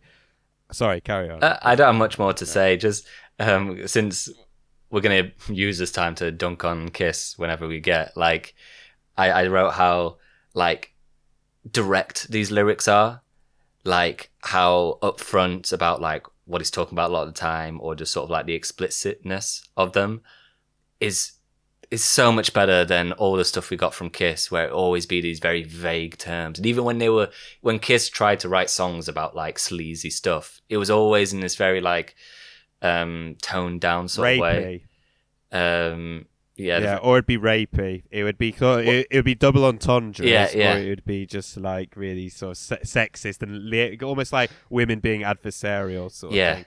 This is a bit different. I think in terms of sleazy, this is more like, because he's not like it's more like and I'm using this in the loosest possible fucking way. It's more like social commentary. It's like talking a story about, you know, it's about a character. Yeah, well, do you know what I mean? He's talking about his friend. I saw in the backstory. It's like, this is about somebody, and apparently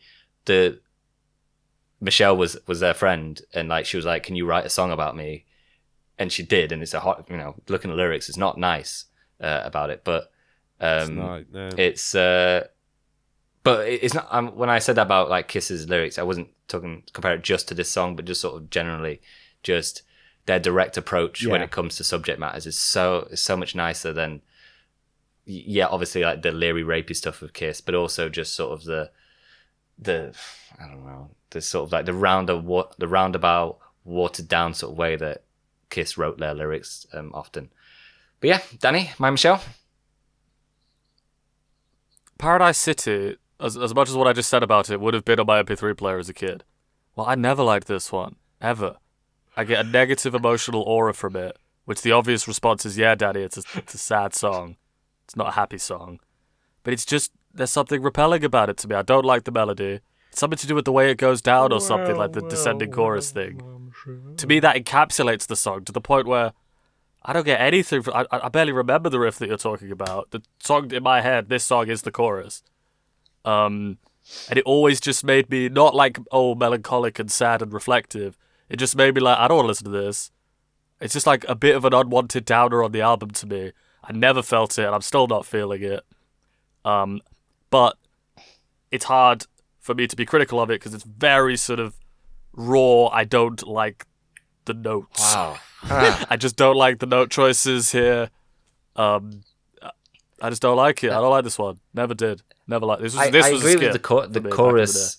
I think, yeah, it doesn't work. But that verse, for me, like what he's talking about, plus just how like, I don't know, like crunchy that riff is. It's like this very like, oh, this is reality sort of type of song. Like it really punches you in the face. I think it's so effective, that the verse, the verses. I think the song just for that riff alone. That riff is so fucking good. It's just really like fucking dirty and grimy and stuff like that. And I think that when they're at their best in that way, they kind of feel like they're wading a cesspool a little bit. And I think when they're attempting to do that sort of thing, this is their best stab at it. I really like this one. You know what? It's been a really good fucking ride for me thus far. Basically, most tracks sort of given a pass to. But I Think About You. That's the next track. Think About You. I mean, it's okay, this one, right? It's fine. I like the chorus. Chorus is good. The fucking hand claps can just fuck off. I fucking hate hand claps. They never sound good on anything. Hand claps never sound good on fucking anything. You know, I just see this like shit. They make everything sound fucking old and rubbish. Like, but look, like I said, with bands like Guns, there's always going to be filler. It's impossible to be a metal band from the 80s and not have filler. Like I said, Iron Maiden, Gangland, Invaders off Number of the Beast, both massive filler. But I think this is better than Out to Get Me. I think the chorus is okay. I think the chorus is okay. Basically, Out to Get Me, this, and then there's another song coming up. I would probably say, yeah, they could all just be sort of gone. Take it from the album. But, you know, it's not that bad. Like I said, chorus is okay. Danny, how do you feel about Think About You by Guns N' Roses? I wrote very little. I put good intro. It was starting to come back to me because I didn't remember it from the title. And actually, even after the chorus, I still barely remembered this one. I actually remembered the verse better than the chorus. I don't know about the arpeggio stuff they've got going on in the chorus. Sounds a bit taxed on, doesn't it? Sounds a bit taxed on. I know, it's the first one I phased out a bit for. Yeah. I can understand its placement on the album. Again, that's not a complete criticism, because that shows that they're at least thinking about that. There's the weird stutter effect on his vocals in the chorus. I like that. He almost sounds a bit like Post Malone on I Had Some Help. Like, you. Good. It wasn't as bad on a second listen. Maybe this is one that could grow on me, or maybe there's stuff to dig into in this song, but not much to say. I didn't feel it from the listens that I did. No one fucking cares about that one, do they? Really? When you talk about people that talk about this album, basically that one, they don't give any for time. No one talks about this track. About this fucking track. All right, Alex, what do you think of I Think About You? I don't hate it, but it's definitely one where the sort of messiness, kind of like the song structures that are all about the place and a lot of different sections. It's one where it has affected it negatively, where none of them really stand out There's no part of it where you're like, oh yeah, like this is like what the song is revolving around, or this is the big build up.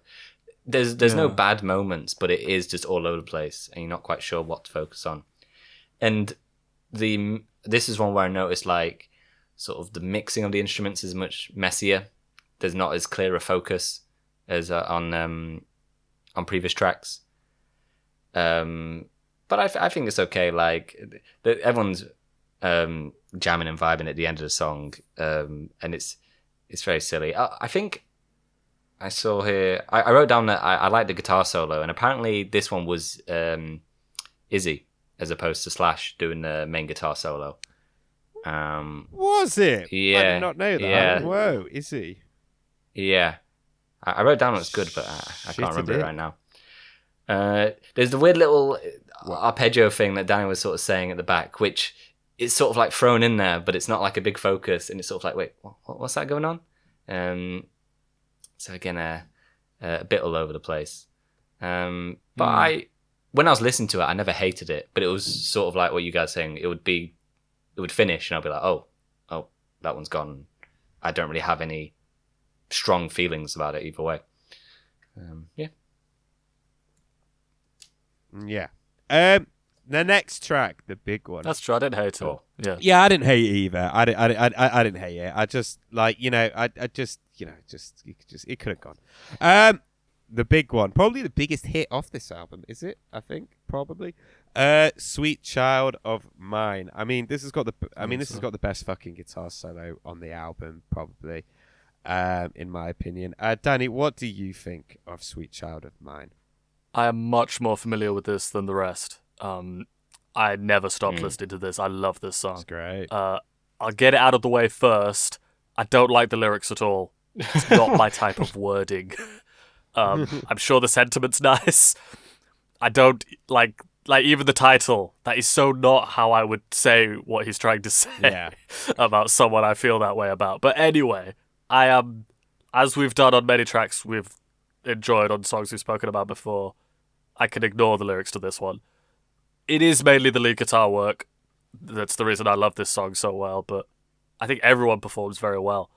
I even think his vocals fit really well on this. Maybe that's just my familiarity with the song, but I think he sings it very well. It's the way that, like, even the first post-chorus little mini solo he does hints so at what's cool. coming later in the way he's playing, and it's just so good. And this pacing that you've mentioned, Alexei, is so present on this song. Definitely. And I'm mainly talking about Slash's guitar work. Like, this is how you switch up to a minor at the start of a guitar solo, which so many songs from the same era fuck up. And it's like, why are we turning this ballad into like a minor key hard rocking bit? But as soon as the I would call it the solo in earnest starts after is it the third chorus, I think. It again backed up wonderfully by the rhythm section, and it's arranged really well. It is paced fucking masterfully, this solo. And the way that it builds up to there's a switch up where he suddenly starts to build up the pace, and he's got the wah on that bit, if you know what I mean. That is probably something I've air guitared to more than anything ever. That bit. I just adore this fucking solo. His phrasing is amazing. The wah is amazing. He's just making the guitar sing so well. The breakdown afterwards is fucking sick. It's so on top good. of all of It's that. so good. Slash's little rhythmic, noisy licks. Yeah, with Axl's hilariously awesome vocals. I have to admit that they're funny. The words are funny. But he's singing them so well. He's just saying, where do we go now, over and over again. The guitar work at the end is so good. And I wrote so much. Okay. I won't go on too long. It's just, they're both riding the chaos of the track at the end so well. I was air guitaring while listening to this. It's honestly one of my favorite guitar solos ever, which is like a basic ass opinion, but I don't care. It's a top song. I really like this fucking song. And it's an amazing, like, I rock out. I get the same sort of feeling from this as I do to like a Derek Trucks solo. That, you know, he'll like build up to some crazy stuff and he's just singing with his guitar. This is honestly the same part of me that's responding when I hear this solo. So, Alex, what do you think? Oh man, yeah. I said earlier that Paradise City was my favorite song when I was younger. I think now this will be my favorite song now from them, for similar reasons as to why I like Paradise City, in the sense that it successfully combines like the euphoric chorus, like that feel good sound, plus the freaking awesome just rocking, like the straight up rocking that we get from it. Like more so than Paradise City, it blends those two so well, and it all fits so neatly together. Like you're saying, Danny, the pacing. I didn't write too much about it because this was one where I was like, well, what am I gonna say? Similar to Paradise City, Welcome to the Jungle, and a few others. Like the soundscape is massive, like absolutely massive, and it just draws you in so well. Yeah, you've said enough about the guitar. Absolutely agree. Everybody's killing it. Like the bass in this song is so good. There's so many little bass notes, little flicks and stuff that like as for a lot of these songs, but especially with these big hits, like they all play off each other so well. And I love that like they give a chance for each member to shine like that. And I'm gonna disagree with you, Danny, on the lyrics, and not so saying that they are brilliant lyrics. But I don't think it should be a case that like, oh, that's not what I would say, so I don't care for it. Because you totally feel it from his singing. Like, this is a strange song for the band in terms of how earnest it is. But you absolutely... I don't think Axl is lying when he's singing this way. I don't think he's putting it on. This feels like it's coming from his heart, and it comes through those lyrics in his singing. So I don't think I'll change the lyrics, unless I'm sure if I look like picked through them with a fine comb, there might be some weird phrasing. But I think they work. He's talking about his girlfriend, right? He's talking about a little boy. Don't call him a child, man. That's just, come on. Yeah, come on. All sorts of couples have weird names for each other and weird little things, you know? I really don't like the lyrics. I wouldn't say. Yeah, and I don't have to like it. but the sentiment is there, the emotion is there, and I think that's what is more important than like a perfect word, if that makes sense. That's what I'm saying. Alexei? Yeah, no, I think that there's a lot in this song that makes it great. Like the bass parts are great. They're quite, sort of walking. They're quite melodic. I actually think Duff McKagan's a good bass player. Actually, I think he's got a melodic sensibility and a lot of groove. The interplay between Izzy and Slash again is great. The chorus is iconic. I mean, much like Welcome to the Jungle, there's so many like just hummable parts. Like it's just great songwriting. Like even the bass part at the beginning you can sing along to. It really boots off towards the end. I think the solo is just fucking insane. But not only the solo, I mean, he gets loads of credit for the solo, and he should. It does sound great. But the way he's backed up on the solo as well is fucking brilliant. Like they're all just giving him such a slamming groove to wail over, and the way that they match what he's doing with the solo in the song is really, really, really impressive. They build up at the parts where he builds up. To make sure that it really punches. They're just super, super locked in. It's shreddy and melodic, and I love that kind of shit. And again, the where do we go now bit? What the fuck is that? Like they're just so weird, isn't it? It's because I forgot it was there. Forgot it was there. So I forgot it was there, and then it punched in, and I was just like, "Oh, this bit," and I'm like, "What the fuck?" Like it's not what you. It's an interesting choice. It's a weird choice, and it's a really fucking good choice, and particularly just the little like, the little sort of debris that's left of the guitar solo that he's sort of just flickering in is really cool. They're just so like in the pocket. And also, the thing that you guys haven't talked about, the fucking ending is just fucking amazing. Just the no, the hits. Yeah. They clearly put. Oh yes, I put that in my notes. That brings it together. Good. Yeah, It all just locks in at the end, and they're all just like super syncopated. Yes, it's suddenly all. Yeah, it grooves so them good together. They clearly put so much time and effort into this one to make it great, and you can hear it. And again, it's a weird structure. Yes, it's a really fucking weird structure. It's sort of a song of two halves, really. There's sort of the traditional bit, and then there's the other bit where it just becomes super jammy. They have like the different breakdowns, the different guitar solos. It's really, really fucking good, this one, and I think it does genuinely deserve all the, credit it gets and the laudits it gets. And it's not so much like Paradise City, which I was surprised by how much I enjoyed it. I prefer it to Welcome to the Jungle and Paradise City of the three like really mega hits that are off this record. This one, a bit similar to Danny, always consistently gives me goosebumps or chills when the guitar solo and they're all just locked in and they're killing it. Really, really good one. Very timeless. Good track. The next one, You're Crazy. I mean, this is just proper bog standard Guns N' Roses, isn't it? It's okay. It's quite lazy for them. Alex, what do you think of You're Crazy? It is a much more straightforward song. I wouldn't describe it as lazy though, because it's just so frantic, and the two guitarists working off each other is so good here. Yeah, there's good energy. Yeah, there's a lot of good energy. No, I want to say I do like this one. Like particularly the chorus, like "You're crazy." Yeah, I like that bit. Like the singing is great. It just sounds kind of.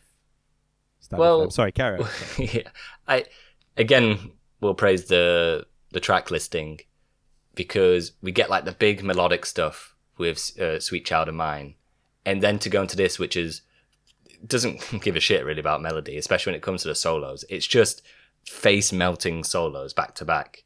Like they're just absolutely going mental with this, and the pacing was so nice from those two. So I was really enjoying this one.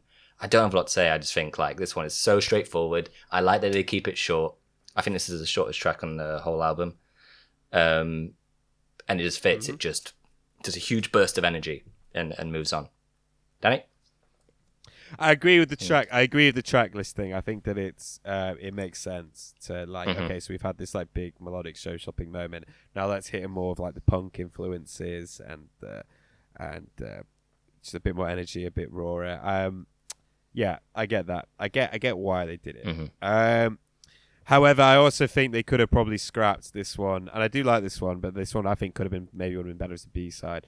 I think they probably could have scrapped You're Crazy, Anything Goes, and then just gone straight to Rocket Queen. I think that would have worked as well. Danny, what do you think of You're Crazy? Yeah. Yeah, it's the first of two pretty pointless tracks on the album that don't do anything for me. I'm glad Alex said some nice things about it, because it's probably got something going for it, but I don't really remember it. Only a little bit. Maybe the least memorable on the whole album for me. It like didn't come back at all. It's you know how with Kiss at this time in the 80s where we were like they have to have this kind of speed metal track. This had the same vibes as that to me. It's like this sort of meaningless high energy track that does nothing for me. Although I say that, I thought I did put nice rhythm section in chorus, brings it up a bit. Don't remember why I wrote that, but apparently I like the rhythm section of the chorus. Maybe I'm just getting tired at this point in the album. But I do feel like there's less here than most other tracks that we've had before. It's not just its placing on the album. And even less on a second listen. So nothing for me on You're Crazy, except apparently the rhythm section. Oh dear. Anything goes. Anything goes. I mean, this should have absolutely been cut. Yeah. This and Out to Get Me. I'm not that keen on this one. I don't think I know a single fucking person. I would love to meet someone whose favourite song on this album is this one, because I think they'd just be a fascinating individual. I'd be like, really? I'd be like, why? This really, I mean, if it is your favorite song, please comment below and explain yourself. Good on you. Yes, because one thing I am going to say about this album, it is too long. It is too long. Look, I like this album, and I'm going to give it. It definitely is a very positive review for me. It is too long, and at least by this track, it is too long. You know, not really fucking much to say about this one. Could have definitely gone. Danny, what do you think of Anything Goes? I liked the intro. It was a fun intro, but it's really just like the last track. As far as like hooks or my interest, there's nothing there, and I still had nothing to say about it on the second listen. Wow, so, Alex. I definitely agree that this is the worst track on the album, and it is a mess. But I think it's a big drop off from the last one. The last one at least had like a very clear. This is what we're trying to go for. This is a clear vibe. Yeah. While the problem with this track, I prefer you. The problem with this track is that you can see that they're trying lots of stuff, but none of it's working, and they don't. There's kind of what I was saying about Think About You. There's not a clear focus or a clear idea because they're throwing in like that weird. Wait, oh no, it's not one. They're throwing in the harmonica. They're throwing in like lots of like weird vocal parts, but nothing's sticking on this one. Nothing's sticking. Yeah, I'm surprised this one was a cut. It's kind of weird, Alexei, though, you say this is like this album's too long, because I'm just checking now. It's only like 53 minutes, which as albums go isn't like that excessive. That's too long. You think so? Like go on. For an album like this, it is. For an album like this, I think that's too long. Okay. I mean, look, if every song was great, fine. An album automatically becomes too long, in my opinion, if there's like 3 songs that aren't great on it, or 2 songs that aren't great. Yeah. I think that there's 2 songs that could quite easily, happily go from this. But too long is not like a super bad criticism. Not too long, like Hot in the Shade is too long. Hot in the Shade is about half an hour too long. Do you know what I mean? Like, this is maybe 6 minutes too long. Yeah, because for me, like, I mean, it's a hard. A good album length is like 45 minutes, like that. Like when I think of for an album like this, because you got to imagine, like, it's the same with comedies or horror films, right? They're better shorter because it's harder to sustain like laughs, and it's harder to sustain scares for like. An hour or whatever. So sorry, for a longer period of time. Whereas, you know, in general, I mean, that's just in general, like, you know, that's painting with quite a broad brush. But in general, albums like this, I think, tend to be better around the, 45 to 50 minute mark. So it's not like, it's not like way too long. Mm-hmm, It's just like, two tracks. But I agree. I think this is definitely the weakest song on the album by far. So let's move on. Let's move on to the final song on this album, Rocket Queen. Alex, what do you think? I have such mixed thoughts about this because I do love the chorus of this one. I think like the "Here I am, your Rocket Queen" it's huge. Axl sounds great with it, but what's the weird thing going on with his voice? What is like the vocal effect? That's a flange.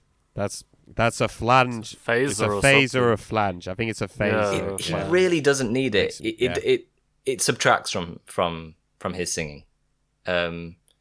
Because I disagree with that. Really, I think he sounds fucking amazing. Because he's not trying like a different kind of song or a different kind of mood or tempo. He's just doing like what we've heard of him so far on his album, but it's got this effect on, and I like to hear him loud and clear, honestly.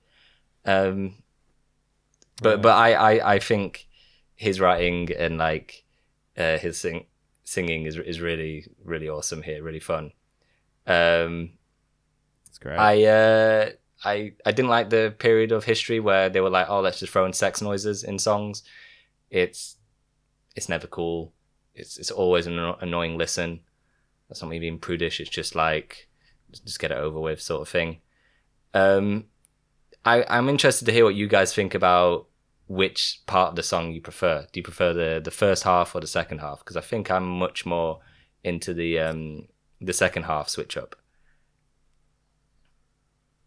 I was about to say nobody prefers the second half, man. What are you talking about? I fucking love the second half.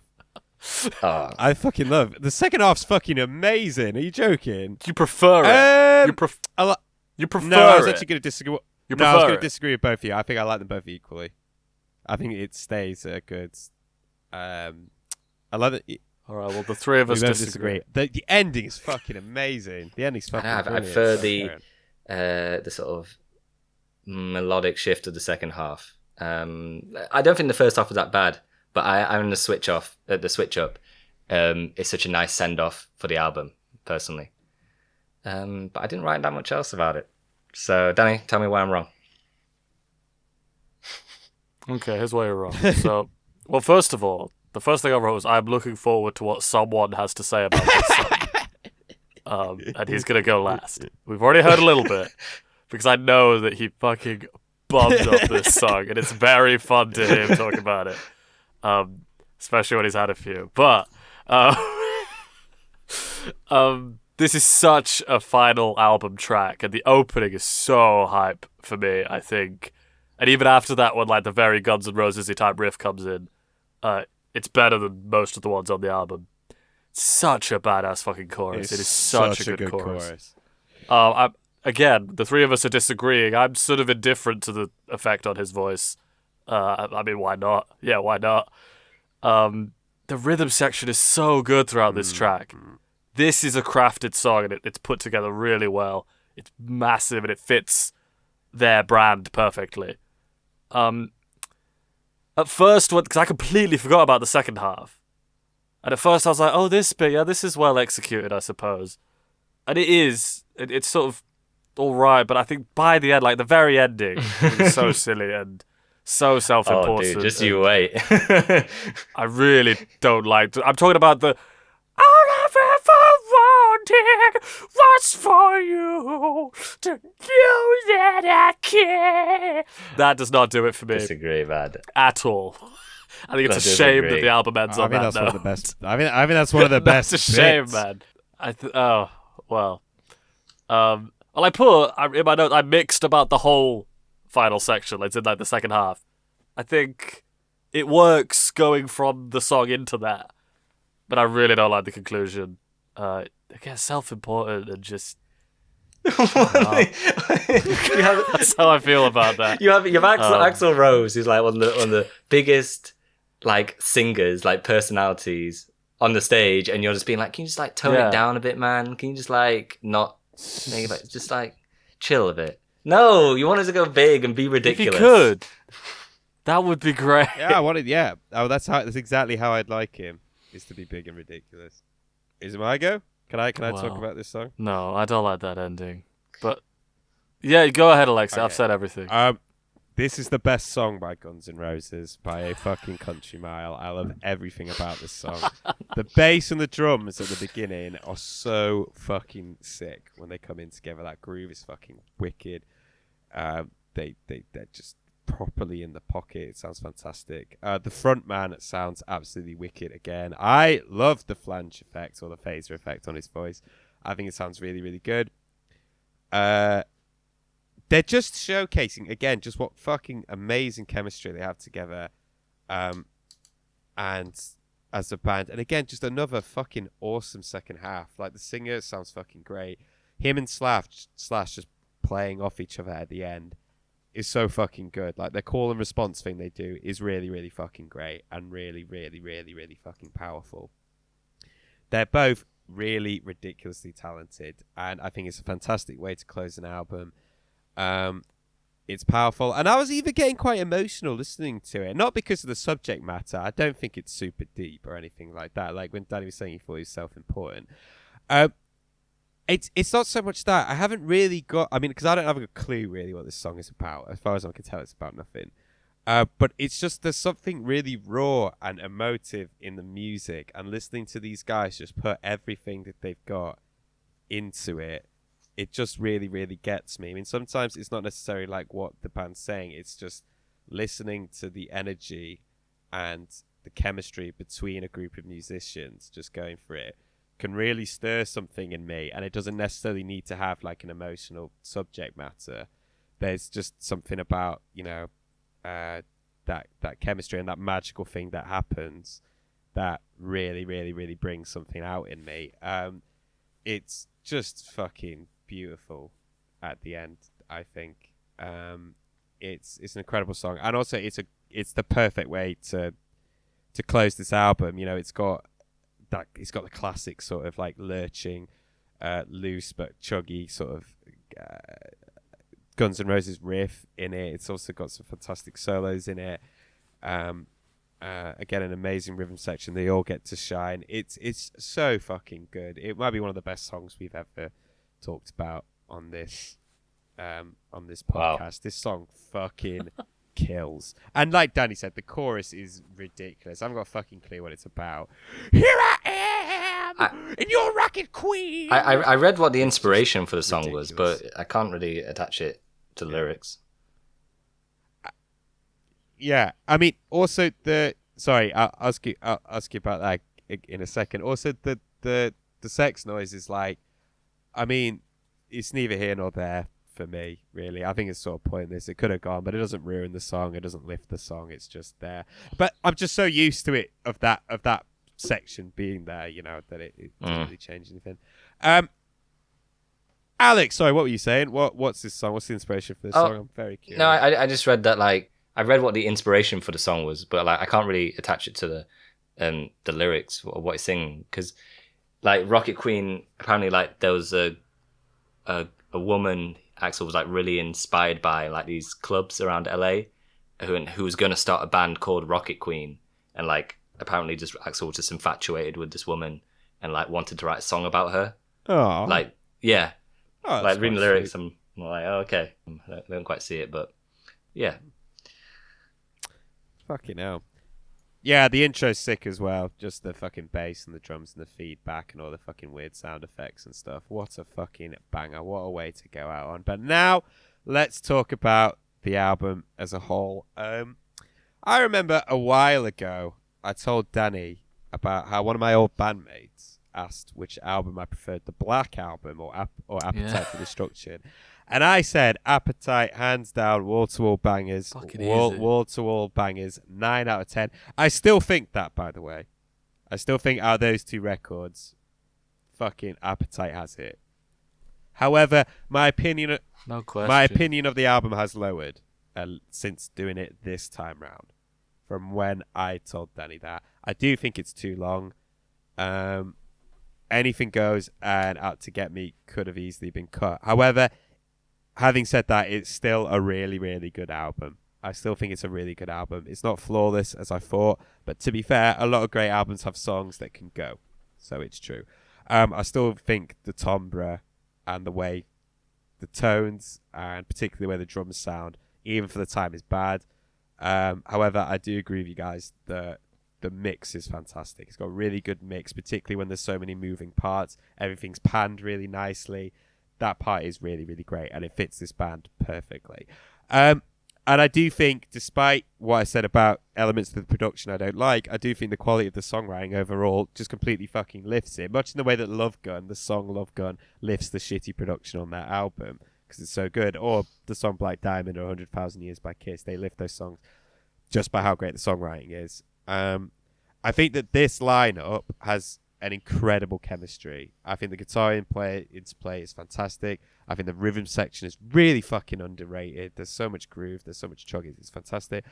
Everyone complements each other really, really well. Even when there's a riff that's too busy, they make it work. The vocals are ridiculous. The solos, for the most part, are great.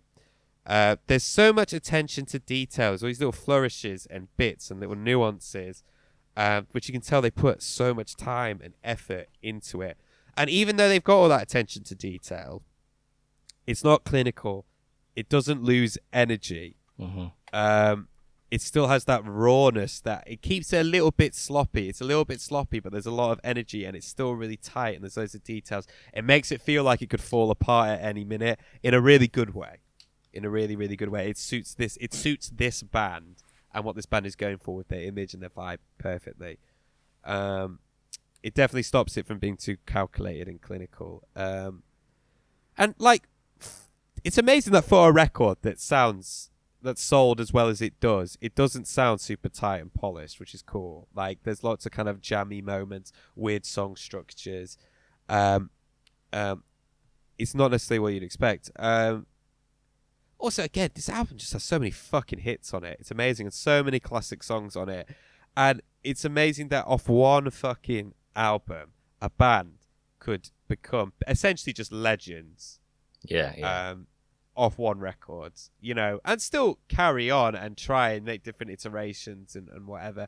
But one record, the only reason that this band could still headline Glastonbury or Download or Leeds and Reading, again, the Rock and Roll Hall of Fame and whatever, off this one fucking record is absolutely astounding. This is a great record. And obviously, it'll go at number one. It has to. But if it gets moved, I will be incredibly surprised. But I'm open to it. Who wants to go next? Danny, I feel like yours might be slightly more negative, so we'll go you. Okay. It's shorter. It's much shorter. The main thing I want to point out is that when I first finished re-listening to it, Creep by Radiohead came on autoplay. Oh, cool. Afterwards, which I thought was funny. That's a weird segue. That's the algorithm that's working. So I sort of don't want to make the conclusion about the lyrics, because the lyrics aren't as bad as a lot of their contemporaries. But it was a thing that ran through the album. I don't like that. I don't know. Maybe I'm just very soft. I don't like the sexist stuff. But again, you could also say not nearly as bad as what just about everyone was writing about back then, at least within that genre. And speaking about like contextualizing them within the genre that they come from, I do sort of feel like the Right Side won in terms of a quality band, in that I've not dug so deep into all of... I'm lumping them in with hair metal and hard rock, let's say, for the time. I've not listened to all of that stuff, but the other stuff that I do hear isn't nearly as good as this, for the most part. Sorry. You know, hard rock throughout the 80s. But you mean honestly, you mean rock in general, yeah. not by Guns. I got a bit confused then. Yeah, in general. Sorry, I mean, yeah, comparing them as a band to this album particularly to all of the other hard rock bands of the time is what I mean. Right. Okay. It does feel like they had something that a lot of the others didn't, and they are changing it up because they're sort of, like I said, that they are. It's sort of a retro album in a way, right? It's more rock. It's not rock and roll, but it's got more roll in it than just about any hard rock band had for about 10 years, right? It's much more old school than Motley Crue. It's much more old school than I don't know who else was there at the time. Any of those guys, any of the hair guys particularly. It feels more Zeppelin, that sort of crazy rock star feeling. And I think we were all listening to this, again, way after it was famous, because of our age, or way after it came out. We were looking for a vibe, and it was, like I said, we were all sort of getting into old classic rock, hard rock, heavy stuff. And I think this absolutely scratched the itch back in the day. And that's why we all like this one. Coming back to it, it's got a good amount of nostalgia to it. I think I've spoken pretty positively about a lot of the songs, especially Mr. Brownstone and Sweet Child of Mine. They hold up fantastically. And a bunch of others too. So I do like this album. I think it's great, not without criticism. And I am not going to put it on much. I think maybe that's just, I don't listen to this sort of music as much as I used to. Is that true? I wonder if that's true. I guess that's true. But it's a great album. It's a really good listen, and I'd recommend anyone getting into this type of music. This should totally be on the list. I feel like, yeah, again, we spoke about it being iconic. I think that's well earned for what it is. I think no one's going into this album expecting anything else than what it gives you, and it does that very well. And I love it in many ways. I think I love this album. So, well, Alex, what do you think? Really, like, this album goes, for me, like, above a space of iconic, right? Because if you imagine, like, Danny, you'll know about this, but you know those diagrams people make where it's like, oh, you're getting to this genre, and like you start from this album, and then if you like this part, you listen to these albums, and if you like this, it's like this. It's like this album would be in the center. It would be, if you want to listen to rock, you listen to this album first. And if you like the melodic stuff, you go this way. And if you like the thrash stuff, you go this way. If you like the blues stuff, you go this way. Like, this is, if you wanted to get somebody into rock, this is where you would start. And I don't know what, I can't think of a word to like give something like that. But it's so accessible, but also it's not toned down. It's not, like you were saying, Alexei, like it has its rough edges, which add to it. There's a lot of heart in it. And it encapsulates what people find so fascinating about hard rock, and particularly of that time. It is what most people look for. It is what they look for. And it's why I don't think the lyrics are a negative whatsoever. That's what I was trying to say, yeah. For me, I didn't hear much when it comes to lyrics where I'm like, well, dude, like, that's out of place. Or like, so much of the stuff when we're listening to Kiss, or being like, oh, you're trying too hard. Or like, you're trying to be something you're not, sort of thing. Even with something like Sweet Child of Mine, which is incredibly earnest and incredibly lovey-dovey, I totally believe it. It totally works. Same with Paradise City. Like, yeah, it is cheesy as hell.